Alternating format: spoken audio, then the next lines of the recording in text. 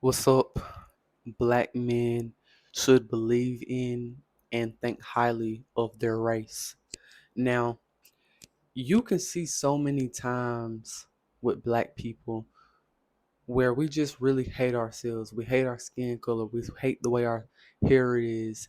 And I really believe that that was not put there naturally. That is not there naturally. That was implemented and came in through other races making us feel inferior, and through them dominating and taking over and conquering and colonizing, they had that belief of us, and over time that's what we believed of ourselves. And I think that if we really want to rise as a community, we want to see black people rise, we have to have more black people who truly love being black and having black features and loving those black features and loving our skin tone. And not only that, but not thinking of ourselves as inferior. That's a real big problem that they try to put on us, and a lot of us believe that we're just inferior, we're dumber, we have just lower IQs, and we can't do what they can do, when really we can do better than they can do. Because if you want to be scientific about it, the black man was the very first man to walk on earth. The black man was, right? But different races want to tell us that, oh, we're not capable, we're not the smartest, we're not, they want to make us seem like we're at the very bottom, right? But you do have to understand where we are today, and we're where we are today, not because of what we did to ourselves, but what another race did to us. So understand that too, and never have a victim mentality. Never think that never think that we can't do what they can do.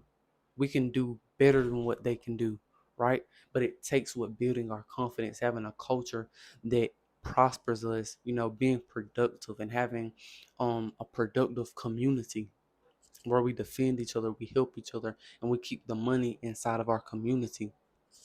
So I think that that is something that is very important.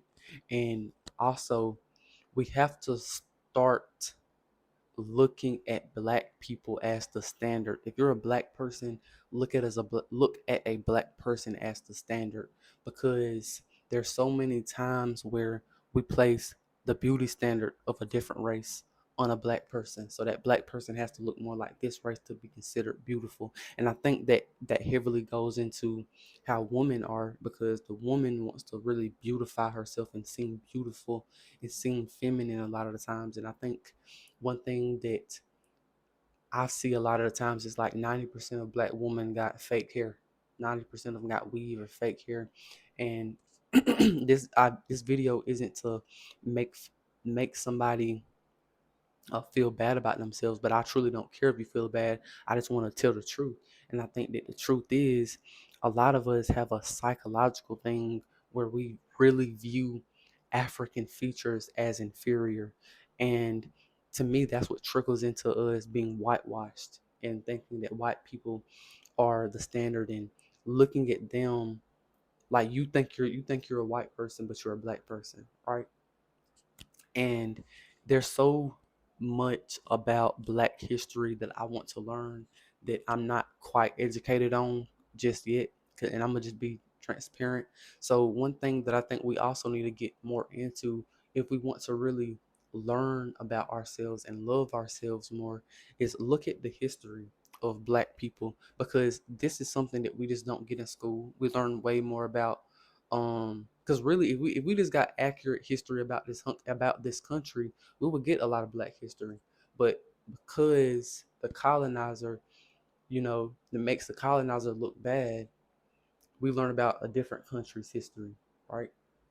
And you probably get what I'm saying by that. But that's the thing, man. We it's that's something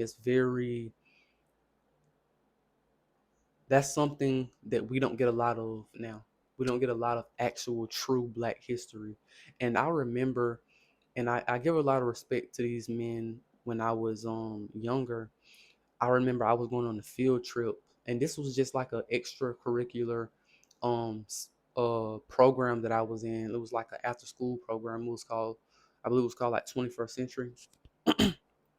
And I remember during the summer we went on a field trip and we went to Atlanta and we went to the Coke World Place, and then we also went to this Black History Museum, and it was showing, about slaves, and it was showing about how Black people were treated during, like the sit-ins when they were going to the bars and how they was treated.